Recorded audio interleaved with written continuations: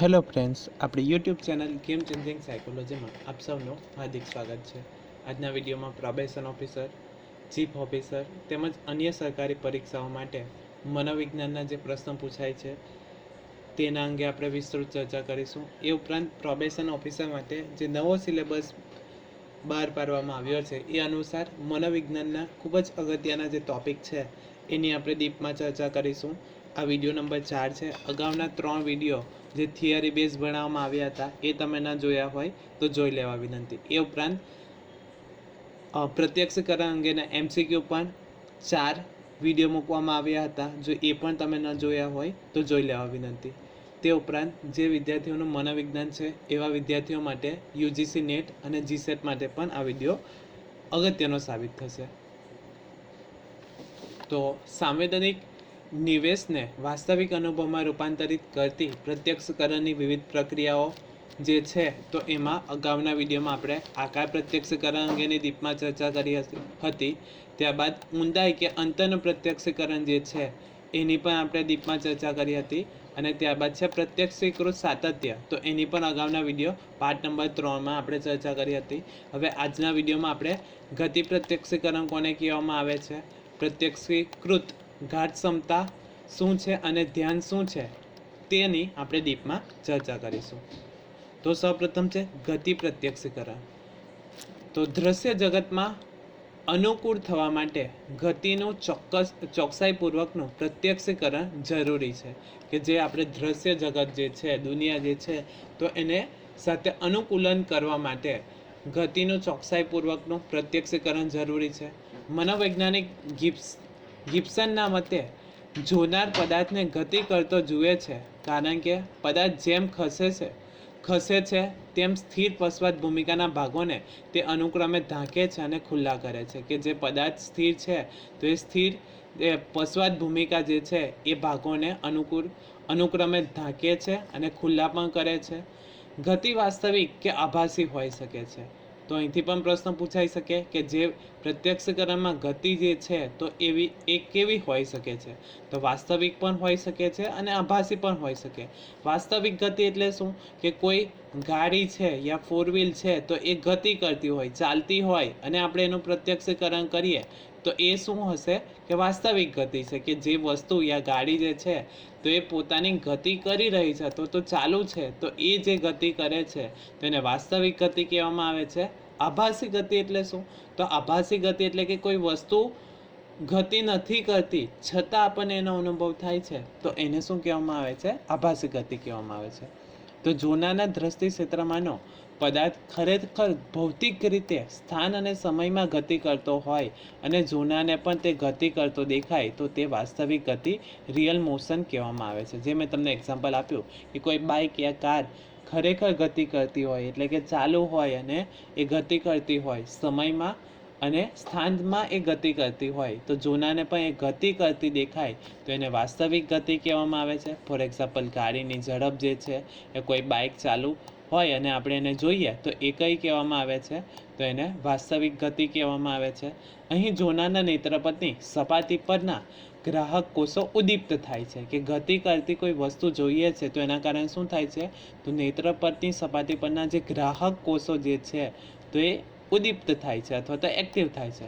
પરંતુ પદાર્થ વાસ્તવમાં ગતિ કરતો ન હોય છતાં પણ તે ગતિમાં દેખાય તો તેને આભાસી કે દેખાતી ગતિ કહેવામાં આવે છે. જે મેં તમને કહ્યું એમ કે કાર કે બાઇક બંધ છે છતાં આપણને કાર યા બાઇક ચાલુ હોય યા ગતિ કરતી હોય એવું દેખાય તો એને શું કહેવામાં આવે છે, આભાસી ગતિ તરીકે ઓળખવામાં આવે છે. અહીં નેત્રપટની સપાટી પર ઉદ્દીપક ધરેની કોઈ હિલચાલ હકીકતમાં થતી નથી. કે આપણને આભાસી જે ગતિ જે છે તો એના કારણે શું થાય છે, નેત્રપટની સપાટી પર ઉદ્દીપકની તરેની કોઈ હિલચાલ હકીકતમાં થતી નથી. એટલે કે નેત્રપટના જે ગ્રાહક કોષો છે એ ઉદ્દીપ્ત થતા નથી. તો ગતિ 2 પ્રકારની હોઈ શકે છે, એક વાસ્તવિક ગતિ અને બીજી છે આભાસી ગતિ. હવે ખૂબ જ અગત્યનું છે, આભાસી ગતિના 3 પ્રકાર પડે છે. તો આ અગત્યના છે. UGC નેટમાં જે વિદ્યાર્થીઓનું મનોવિજ્ઞાન છે એવા વિદ્યાર્થીઓ માટે UGC નેટ અને GSET માટે પણ અગત્યનો પ્રશ્ન છે કે આભાસી ગતિના કેટલા પ્રકાર પડે છે. તો આભાસી ગતિના 3 પ્રકાર પડે છે. કયા કયા, તો સ્ટ્રોબોસ્કોપિક ગતિ, ત્યારબાદ છે સ્વયં સંચાલિત ગતિ અને ત્રીજું છે સંદર્ભ પ્રેરિત ગતિ. તો અગત્યના છે કયા છે? તો સ્ટ્રોબોસ્કોપિક ગતિ, સ્વયં સંચાલિત ગતિ અને બીજું છે સંદર્ભ પ્રેરિત ગતિ કહેવામાં આવે છે. તો એની ડીપમાં ચર્ચા કરીએ તો ચલચિત્ર કે સિનેમામાં જે ગતિ દેખાય છે એને સ્ટ્રોબોસ્કોપિક ગતિ કહેવામાં આવે છે. કે તમે ચલચિત્ર, આપણે જે મૂવી જોઈએ છીએ તો એમાં જે ગતિ કરતા ચિત્ર દેખાય છે તો એને સ્ટ્રોબોસ્કોપિક ગતિ કહેવામાં આવે છે. કચકડાની પટ્ટીમાંના સહેજ જુદા જુદા સ્થિર ચિત્રોને પ્રોજેક્ટર દ્વારા યોગ્ય ઝડપે પડદા પર રજૂ કરવાથી સતત ગતિનો ભાસ થાય છે. તો એ સ્ટ્રોબોસ્કોપીનું ઉદાહરણ છે. કે મૂવી જોઈએ છે તો એમાં અમુક ગતિના આધારે આપણને કોઈક વસ્તુ એવી લાગે છે યા ચોક્કસ ઝડપના કારણે આપણને એવું લાગે છે કે એ વસ્તુ ગતિ કરી રહી છે, તો એને શું કહેવામાં આવે છે? સ્ટ્રોબોસ્કોપિક ગતિ કહેવામાં આવે છે. તો સ્ટ્રોબોસ્કોપિક ગતિનું ઉત્તમ ઉદાહરણ લેવું હોય તો એનિમેશન ફિલ્મમાં જે આપણે જોઈએ છે કે એનિમેશનમાં આપણને એવું લાગે છે કે અમુક વસ્તુ ગતિ કરતી હોય એવો આભાસ થાય છે, તો એ સ્ટ્રોબોસ્કોપિકનું એક્ઝામ્પલ છે. તો ટૂંકમાં આપણે એટલું યાદ રાખવાનું કે અમુક ઝડપે જો આપણે કોઈક વસ્તુ રજૂ કરીએ તો આપણને ગતિ કરતો આભાસ થાય તો એને શું કહેવામાં આવે છે? સ્ટ્રોબોસ્કોપિક ગતિ કહેવામાં આવે છે. એનું બેસ્ટ એક્ઝામ્પલ કયું છે? તો એનિમેશન ફિલ્મ જે છે તો અમુક ચોક્કસ ઝડપે એમાં અમુક ચિત્ર પણ મૂકી દેવામાં આવે છે તો આપણને એવું લાગે છે કે એ ચિત્ર ગતિ કરી રહ્યા છે, તો એ સ્ટ્રોબોસ્કોપિક ગતિનું એક્ઝામ્પલ છે. અંધારામાં પ્રકાશનું સ્થિર બિંદુ રજૂ કરવામાં આવે તો તે સ્થિર બિંદુ ગતિ કરતું દેખાય તો એને સ્વયં સંચાલિત ગતિ, ઓટો કાઇનેટિક ઇફેક્ટ કહેવામાં આવે છે. તો આ બીજું છે સ્વયં સંચાલિત ગતિ, કે અંધારામાં કોઈ સ્થિર બિંદુ રજૂ કરવામાં આવે તો સ્થિર બિંદુ ગતિ કરતું દેખાય. ફોર એક્ઝામ્પલ, અમુક ચોક્કસ સમયના અંતરે અંધારામાં એક લાઇટ શરૂ કરવામાં આવે, પછી અમુક સમય પછી ફરી એ જ લાઇટ શરૂ બંધ કરવામાં આવે તો આપણને એવું લાગે છે કે એ જે લાઇટ છે તો અલગ અલગ સ્તર પરથી એ ઉત્પન્ન થતી હોય યા ગતિ કરતી હોય એવું લાગે છે, તો એને શું કહેવામાં આવે છે? તો સ્વયં સંચાલિત ગતિ, ઓટોકાઇનેટિક ઇફેક્ટ તરીકે ઓળખવામાં આવે છે. જ્યારે પશ્ચાત ભૂમિકા ગતિશીલ હોય ત્યારે સ્થિર પદાર્થ ગતિ કરતો દેખાય, આવી આભાસી ગતિને સંદર્ભ પ્રેરિત ગતિ કહેવામાં આવે છે. કે પશ્ચાત ભૂમિકા ગતિશીલ હોય, આપણે અગાઉના વિડીયોમાં જોયું હતું પશ્ચાત ભૂમિકા અને છાયા જે છે તો એની ચર્ચા કરી હતી. જો તમે એ વિડીયો ન જોયો હોય તો જોઈ લેવા વિનંતી. પશ્ચાત ભૂમિકા ગતિશીલ હોય ત્યારે સ્થિર પદાર્થ ગતિ કરતો દેખાય છે, આવી આભાસી ગતિને સંદર્ભ પ્રેરિત ગતિ કહેવામાં આવે છે. ફોર એક્ઝામ્પલ, ગતિ કરતા વાદળોના પાતળા આવરણની આરપાર દેખાતો પ્રમાણમાં સ્થિર ચંદ્ર કે સૂર્ય ગતિ કરતો દેખાય છે તો એને સંદર્ભ પ્રેરિત કહેવામાં આવે છે. કે જ્યારે પશ્ચાત ભૂમિકા જે છે એ અને છાયા જે છે તો એ તમારી બદલાતી દેખાય, એટલે કે પશ્ચાત ભૂમિકા જે તમારી જે છે એ અને તમારી આકૃતિ, કે પશ્ચાત ભૂમિકા અને આકૃતિ બદલાતી દેખાય ત્યારે સંદર્ભ પ્રેરિત ગતિ ઉદ્ભવે છે.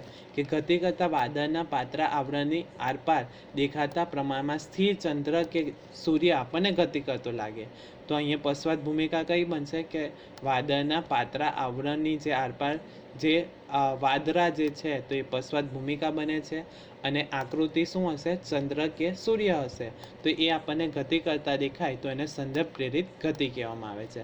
એટલે તમે અગાઉનો વિડીયો ન જોયો હોય તો જોઈ લેવા વિનંતી, કે જેમાં આપણે પશ્ચાત ભૂમિકા કોને કહેવામાં આવે છે અને આકૃતિ કોને કહેવામાં આવે છે તો એની પણ ચર્ચા કરી હતી. એ વિડીયોમાં આપણે જોયું હતું રૂબિનનો જે કપ છે કે અમુક સમયે આપણે જોઈએ તો આપણને બે ચહેરા દેખાય અને બીજી રીતે જોવામાં આવે તો દીવો દેખાય, તો એ પણ જે છે તો એ શાનું એક્ઝામ્પલ છે? તો પશ્ચાત ભૂમિકાનું અને આકૃતિનું ઉદાહરણ છે. તો તમે એ ન જોયું હોય તો જોઈ લેવા વિનંતી.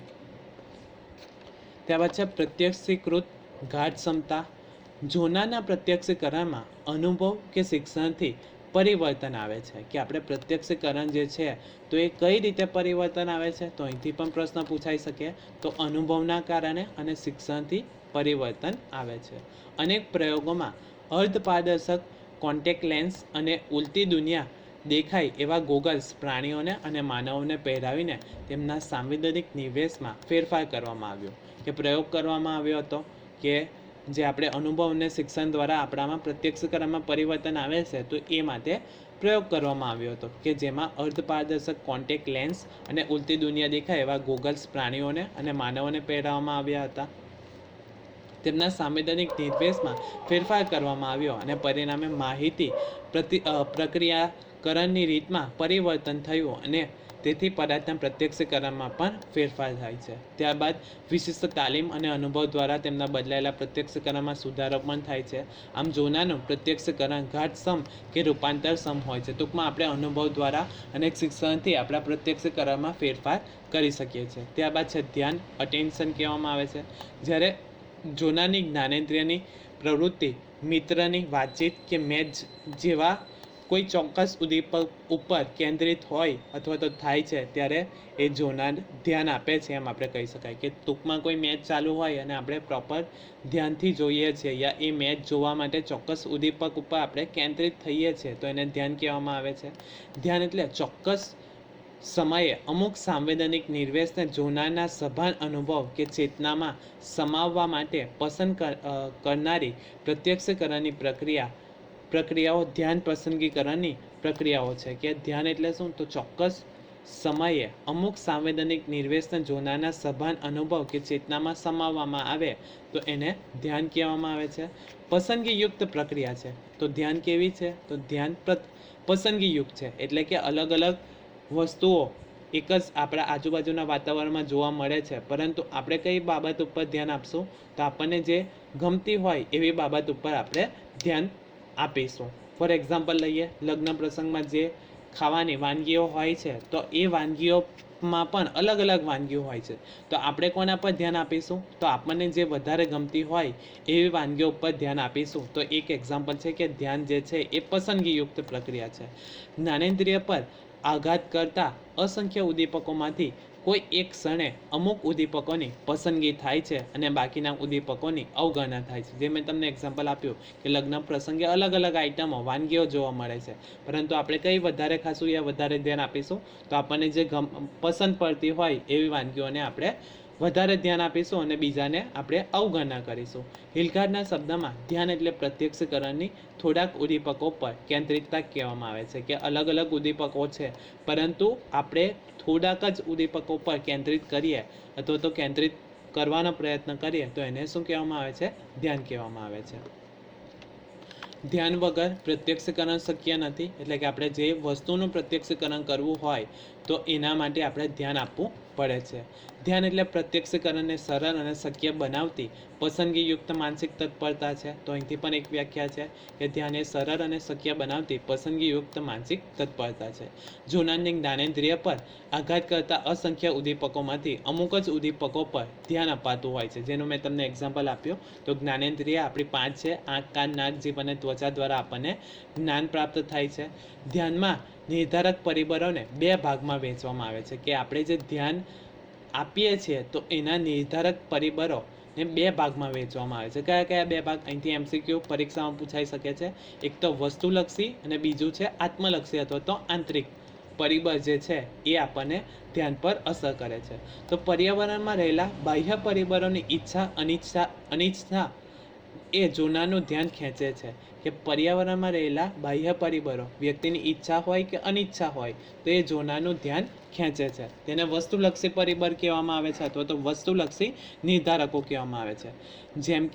જેમ ઉદ્દીપકની તીવ્રતા વધુ તેમ તે જલ્દી ધ્યાન ખેંચે છે. કે અલગ અલગ કોઈ વસ્તુઓ હોય તો એની તીવ્રતા જેટલી વધારે હશે તો એ વસ્તુ પર આપણું ધ્યાન વધારે જશે. બીજું એક્ઝામ્પલ છે, ઉદ્દીપકનું કદ જેમ મોટું તેમ જલ્દીથી ધ્યાન ખેંચે છે.